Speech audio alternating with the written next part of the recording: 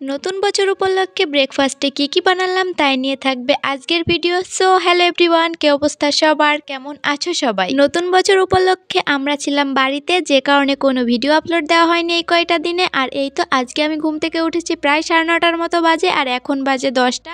তো বড়বাবু এখনও ঘুমাচ্ছে, আমি ভাবলাম ওকে আর ডাকবো না, আজকে কিছু একটা বানিয়ে তারপরেই ওকে ডাকবো।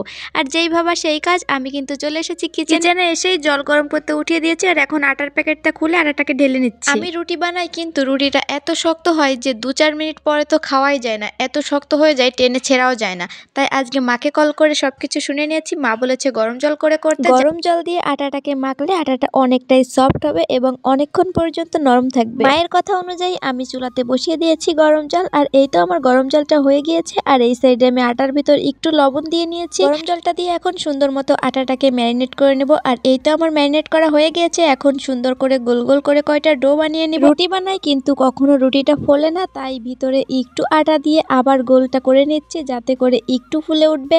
আর এই তো আমি সুন্দর মতো 4টে ডো বানিয়ে নিয়েছি। আর আমরা যেহেতু বাসায় 2জন মানুষ, তাই 4টে রুটিতেই আমাদের হয়ে যাবে 4টে, তাই আমরা শেষ করতে পারি না। একটু একটু করে আটা নিয়ে যে ডোটা তৈরি করে রেখেছিলাম সেই ডোটাকে এখন বেলে নিচ্ছি। আর আমার রুটি কিন্তু একদমই গোল হয় না, অনেকক্ষণ টাইম নিয়ে যদি আমি রুটিটা বেলি তবেই আমার রুটি গোল হয়। তবে আগের তুলনায় আজকের রুটিটা আমার অনেকটাই ভালো হয়েছে। আজকের এই ফার্স্ট রুটিটা বেলতে আমার প্রায় 7-8 মিনিটের মতো টাইম লেগেছে। আর এত টাইম লেগেছে কারণ আমি একটা রুটি কিন্তু বেলতে প্রায় 7-8 মিনিটের মতো টাইম নষ্ট করে ফেলেছি। আর এই যে ভিডিওটার স্পিডটা বাড়িয়ে দেওয়া হয়েছে, যে কারণে মনে হচ্ছে আমি বেশ দ্রুতই বেলেছি, তবে না, আমি এটা অনেক আস্তে আস্তেই বেলেছি, যে কারণে আমার রুটিটা অনেক সুন্দর করে গোল হয়েছে। আর এই যে দেখো, আমি কিন্তু অনেকটা ধীরে ধীরে রুটিটা বেলছিলাম, আর স্পিডটা বাড়িয়ে দেওয়ার কারণে মনে হচ্ছে আমি বেশ দ্রুতই করেছি। রোজ সকাল সকাল উঠে রুটি বানাতে অনেকটাই কষ্ট হয়ে যায়, তাই ভেবেছি আজকে সন্ধ্যায় যখন ফ্রি থাকবো তখন এই পুরো আটাটা দিয়েই অনেকগুলো রুটি বানিয়ে ফ্রোজেন করে রাখবো। একবারে অনেকগুলো রুটি বানিয়ে রাখলে আমার বেশ সুবিধা হবে, কারণ রোজ সকালে ঘুম থেকে উঠে রুটিটা মাখতে বেলতে অনেকটাই কষ্ট হয়ে যায়। আর আজকে যখন সন্ধ্যায় ফ্রি থাকবো তখন সবগুলো দিয়ে রুটিটা বানিয়ে রাখবো, তোমাদের সাথেও শেয়ার করবো কিভাবে রুটিটা একবারে বানিয়ে রাখলে অনেক দিন ধরে খাওয়া যায়। রুটি বেলা শেষ করে ফ্রিজ থেকে নিয়ে আসলাম একটা ডিম, কারণ আজকে আমার ডিম খেতে একদম ভালো লাগছে না, তাই ওর জন্য একটা ডিম নিয়েছি। ডিমটাকে একটু পোস্ট করে নিব।